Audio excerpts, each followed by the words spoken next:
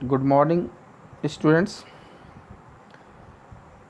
मैं अवनीश कुमार सिंह आज फिर से आप लोगों के सामने कक्षा 12 का आरोह भाग 2 से गद्य खंड का चौथा चैप्टर पहलवान की ढोलक का चौथा भाग वीडियो लेकर के उपस्थित हुआ हूँ। अभी तक 3 भागों में आपने देखा, पहले भाग में लेखक परिचय, दूसरे भाग में पहलवान परिचय, तीसरे भाग में किस प्रकार से लुट्टन सिंह पहलवान ने चाँद सिंह पहलवान को पटक करके धूल चटा करके राज दरबार पहलवान बना। वह चाँद सिंह से बाजने के लिए राजा से रिक्वेस्ट किया। राजा बहुत समझाए लेकिन नहीं माना, तो राजा ने उसे लड़ने की अनुमति दे दी और उसने अंत में चाँद सिंह को पराजित करके अपने क्षेत्र की, अपने राज्य की, अपने ज़िले का गौरव बढ़ाया, मान बढ़ाया, जिसे प्रसन्नचित्त होकर राजा ने उसे पुरस्कृत ही नहीं किया बल्कि उसे अस्थायी रूप से राज दरबार में पहलवान घोषित कर दिया। और वह राज दरबार में मिलने वाली सुख सुविधाओं, पौष्टिक आहार से और भी विख्यात होता गया और कुछ ही सालों में क्षेत्र भर के सभी पहलवानों को पराजित करके उसने राज्य का नाम ऊंचा कर दिया। यहाँ तक कि काला खान पहलवान को भी, जिसके बारे में कहा जाता था कि जब वह लंगोट बांध करके या अली कह करके अखाड़े में उतरता था तो सामने वाले पहलवान को लकवा मार जाता था, यानी कि वो अपने आप पराजित मान लेता था। उसको भी पराजित करके लोगों का यह भ्रम दूर किया कि नहीं, यह अजय नहीं है, इसको भी पराजित किया जा सकता है, जीता जा सकता है। उसके बाद तो अब इससे बाजने वाला कोई रह नहीं गया। यह राज दरबार में सिर्फ एक दर्शनीय जीव की भांति रहता और दहाड़े मारता, हुक्कारता। जब भी वो राज दरबार के सामने, ठाकुरबाड़ी के सामने खड़ा होकर के आवाज़ लगाता वहाँ भी, तो सब लोग जान जाते हैं कि राजा का बाघ बोल रहा है। वह बरमूडा पहन करके, यानी कि आज के ज़माने कैफरी पहन करके, हाफ पैंट, अस्त व्यस्त बाल शरीर ले करके मेले में जाता, तो मेले में दुकानदार लोग उससे चुहल करते, यानी मजाक करने को कहते। कोई हलवाई कहता कि अरे लुट्टन पहलवान आओ, तनी मिठाई खा लो, तो कहता कि अरे आने दे, तनी का है, ले और 1.5 से, और खाने बैठ जाता। यहाँ तक आपने पिछले भाग में देखा है। अब आगे का वर्णन इस वीडियो में कर रहे हैं।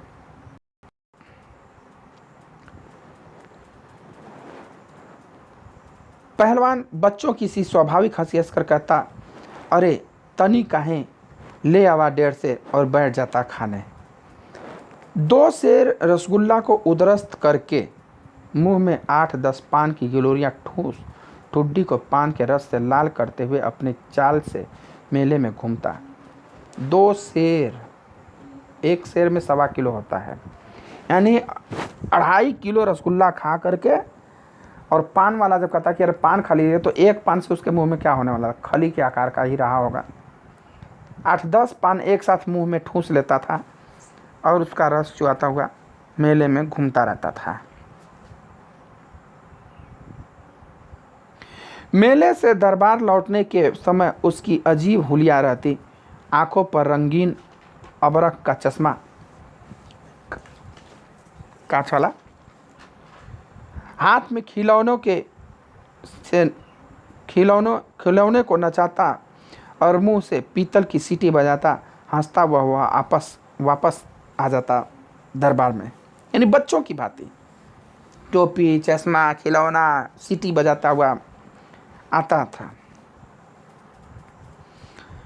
बल और शरीर की वृद्धि के साथ बुद्धि का परिणाम घटकर बच्चों की बुद्धि के बराबर ही रह गया था उसमें। जो पहलवान होते हैं बुद्धि उनमें उतनी नहीं होती है, वो ताकत का अहंकार हो जाता है उनको। तो बुद्धि मान लो बच्चों की तरह हो गई थी उसकी।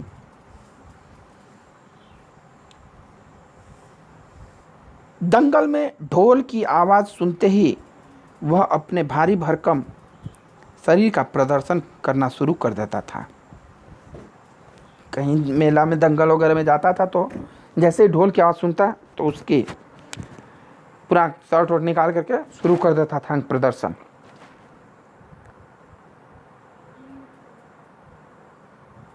उसकी जोड़ी तो मिलती ही नहीं थी, यानी उससे बाजने वाला तो कोई अब मिलता नहीं था। यदि कोई उससे लड़ना भी चाहता तो राजा साहब लुट्टन को आज्ञा ही नहीं देते। अगर कोई कहता कि नहीं मैं बाजूंगा तो लुट्टन को राजा साहब ही आज्ञा नहीं देते कि नहीं अब ये किसी से नहीं बाजेगा, ये राज दरबार पहलवान है, सबको पराजित कर चुका है, अब ये अजय है। इसलिए वह निराश होकर लंगोट लगाकर देह में मिट्टी मल और उछालकर अपने को सांड या भैंसा साबित करता रहता था। बूढ़े राजा साहब देख देख कर मुस्कुराते रहते थे। राजा साहब कुश्ती प्रिय, तो उसकी इस हरकत को देख देख करके खुश होते, मुस्कुराते रहते थे। अब वो सांड भैंसों की तरह मिट्टी नहीं, सांड देखिए भैंसा देखिए सींग से मिट्टी खूब खोदते हैं, तो उसी तरह ये भी वहाँ पे उछलता कूदता रहता था। यूं ही 15 वर्ष बीत गए। पहलवान अजय रहा। दरबार में उसे आए 15 साल हो गए। वह दंगल में अपने दोनों पुत्रों को लेकर उतरता था। उसके 2 लड़के थे, दोनों लड़कों को वह कुश्ती सिखाता था और जहाँ जहाँ जाता उनको लेकर के जाता। पहलवान की स्त्री भी 2 पहलवानों को पैदा करके स्वर्ग सिधार गई थी, यानी कि उसकी पत्नी का भी देहांत हो गया था। दोनों लड़के पिता की तरह ही गठीले और तगड़े थे। दंगल में दोनों को देखकर लोगों के मुंह से अनायास ही निकल पड़ता, वाह, बाप से भी बढ़कर निकलेंगे ये दोनों बेटे। इस प्रकार से बॉडी बनावटी हो भी क्यों नहीं, क्योंकि अब राज दरबार में खाने पीने की दिक्कत है नहीं, राज दरबार के खर्चे पर उनका पालन पोषण होता था, पूरा दूध दही मांस मछली सब कुछ मिलता था, और कोई काम था नहीं तो कुश्ती ही करवाते थे, कसरत करवाते थे। तो इन दोनों का भी बदन गठीला हो गया था। जो भी देखता कहता वाह, बाप से भी बढ़कर किए होंगे। दोनों ही लड़के राज दरबार के भावी पहलवान घोषित हो चुके थे कि लुट्टन सिंह के बाद ये दोनों ही राज दरबार के पहलवान होंगे। अतः दोनों का भरण पोषण दरबार से ही हो रहा था। प्रतिदिन प्रातःकाल पहलवान स्वयं ढोलक बजा बजाकर दोनों से कसरत करवाता। दोपहर में लेटे लेटे दोनों को सांसारिक ज्ञान की भी शिक्षा देता। समझे, ढोलक की आवाज़ पर पूरा ध्यान देना। हाँ, मेरा गुरु कोई पहलवान नहीं, यही ढोल है, समझे। ढोल की आवाज़ के प्रताप से ही मैं पहलवान हुआ हूँ। दंगल में उतरकर सबसे पहले ढोलों को प्रणाम करना, समझे। मतलब ऐसी बहुत सी बातें उनको सिखाता। वो उन्हें सुबह कसरत करवाता, शाम को कसरत करवाता, दोपहर में जब लेटता तो उनको सांसारिक बातें बताता कि देखो बेटा, कहीं कुश्ती में जाना तो पहले ढोलकों को प्रणाम करना। मेरा कोई गुरु नहीं था, मैं ढोलक को ही अपना गुरु बनाता था। उसकी आवाज़ पर ध्यान देना। आवाज़ पर ध्यान देना मतलब कंसंट्रेट करोगे आप, माइंड कंसंट्रेट जब आप कराएगा तो आपका बल दुगुना हो जाता है, ये समझ लीजिए। तो ढोलक पे वो आवाज़ कंसंट्रेट करता था, ढोलक पे अपनी माइंड कंसंट्रेट करता था, तो उसकी ताकत दुगुनी हो जाती थी। कहीं भी अगर आप माइंड कंसंट्रेट करके काम करें, ध्यान केंद्रित करके काम करें, तो निश्चित रूप से सफलता मिलेगी। मैंने कहा कि ढोलक पहले कुश्ती में जाओ तो ढोलक को प्रणाम जरूर करना, समझे। वो ठीक था, बात बात में समझे। फिर मालिक को कैसे खुश रखा जाता है, कब कैसा व्यवहार करना चाहिए आदि की शिक्षा वह नित्य दिया करता था। कि किस प्रकार से मालिक को खुश रखा जाता है, किसके साथ कैसा व्यवहार करना चाहिए इत्यादि बातें भी वह उनको सिखाता रहता था। किंतु उसकी शिक्षा दीक्षा सब किए कराए पर एक दिन पानी फिर गया। सब उसके क्रिया कराए पर एक दिन पानी फिर गया। वृद्ध राजा स्वर्ग से धार गए। राजा श्यामानंद का मृत्यु हो गया और नए राजकुमार ने विलायत से आते ही राज्य को अपने हाथ में ले लिया। भाई नए राजा बने, उनका लड़का आ गया जो कि विदेश रहता था, अब आकर के शासन सत्ता अपने हाथ में ले लिया।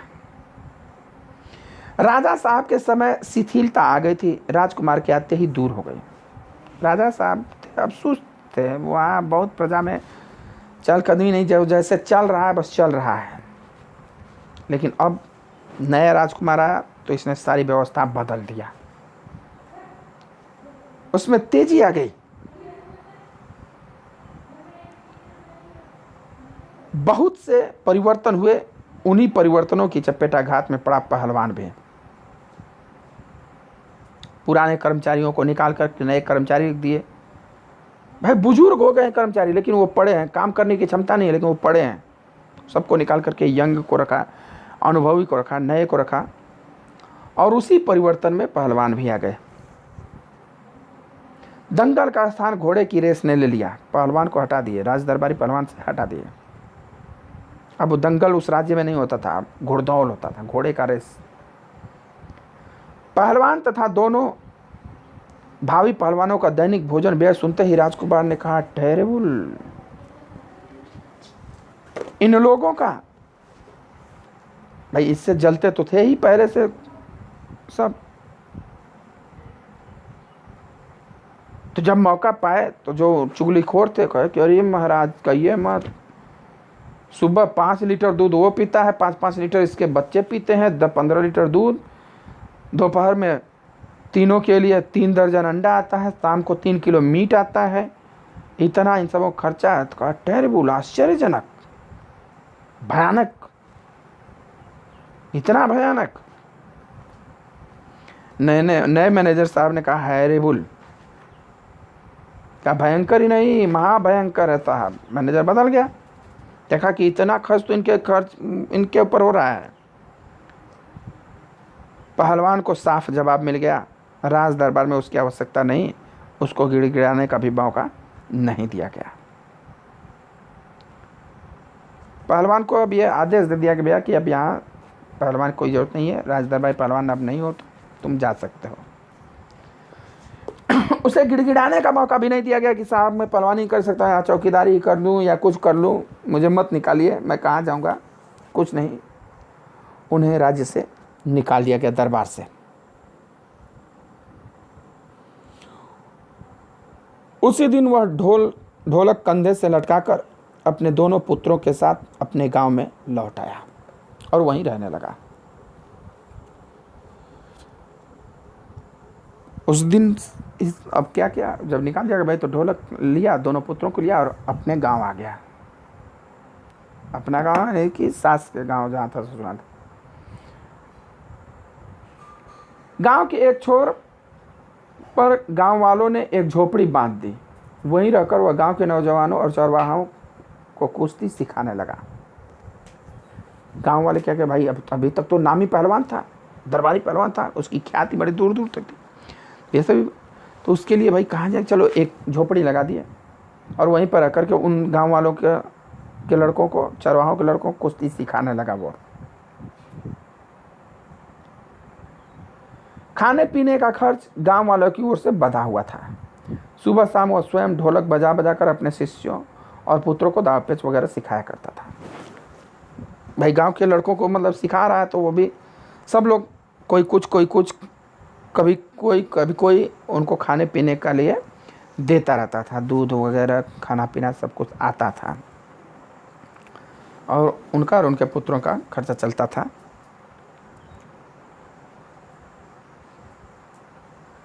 गांव के किसान और खेतिहर मजदूर कि बच्चे भला क्या खाकर कुश्ती सीखते। धीरे धीरे पहलवान का स्कूल खाली पड़ने लगा। भाई किसान के बच्चे हैं, खेतिहर हैं, मजदूरी करते हैं, खाने भर का ही किसी तरीके से हो पाता है, वो बेचारे क्या कुश्ती लड़ेंगे। और उनके कुश्ती लड़ने के एवज में उनको भाई कुछ देना पड़ता था खाने पीने का। तो धीरे धीरे कोचिंग खाली होने लगी उनकी। अंत में अपने दोनों पुत्रों को ही वह ढोलक बजा बजा कर लड़ाता रहता, सिखाता रहता। अब दोनों लड़के दिन भर मजदूरी करके जो कुछ भी लाते उसी से गुजर होती। सभी लोग छोड़ दिए, क्योंकि उनका इतना खर्चा था कि सबके बस का बात थोड़ा था। अब क्या करते, अब से दो ही बच्चे, सुबह उनको सिखाता, दिन भर वो दोनों मजदूरी करते और जो मिलता था शाम को लाते थे, उसी से तीनों बाप बेटे खाते थे। अकस्मात गांव पर यह वज्रपात हुआ।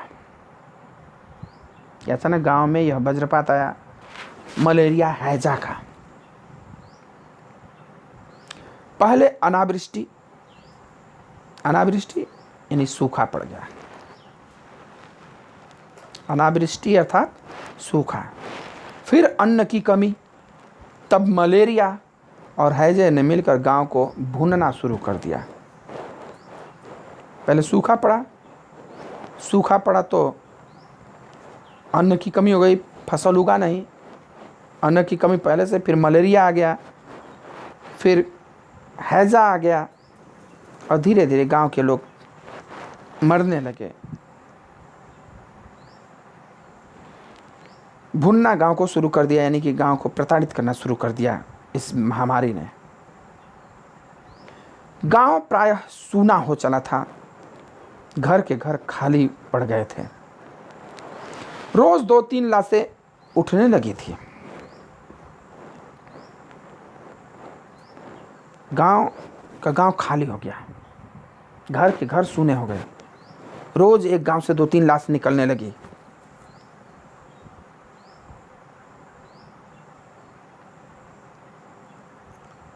लोगों में खलबली मच गई थी।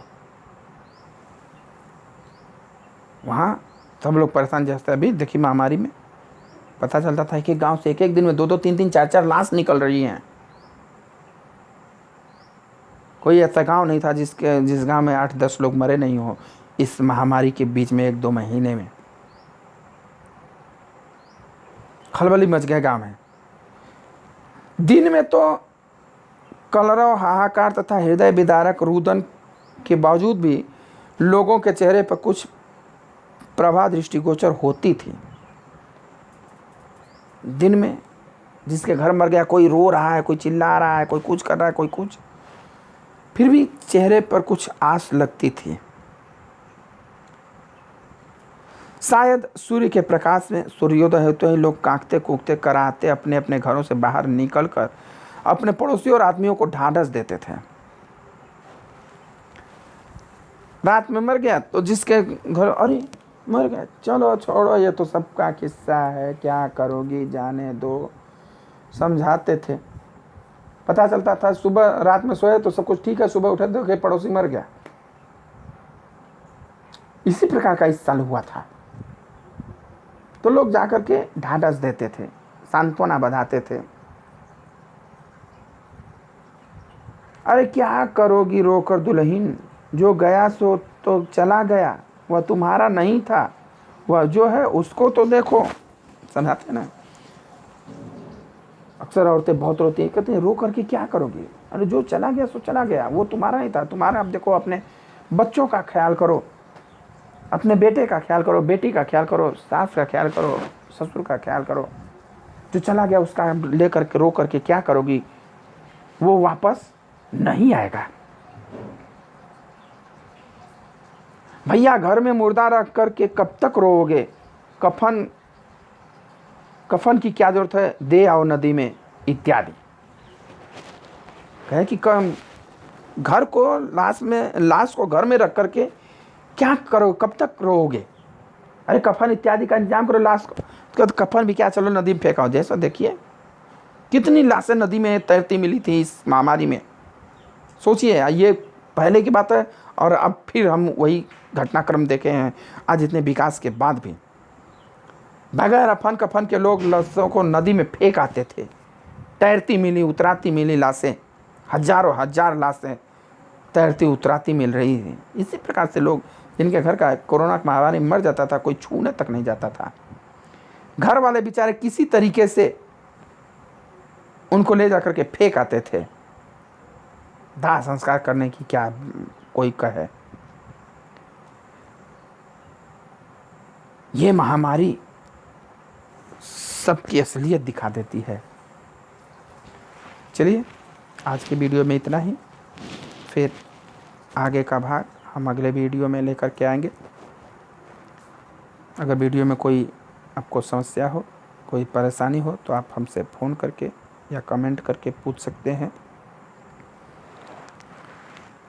वीडियो अच्छा लगे तो उसको शेयर और लाइक ज़रूर करिए। धन्यवाद।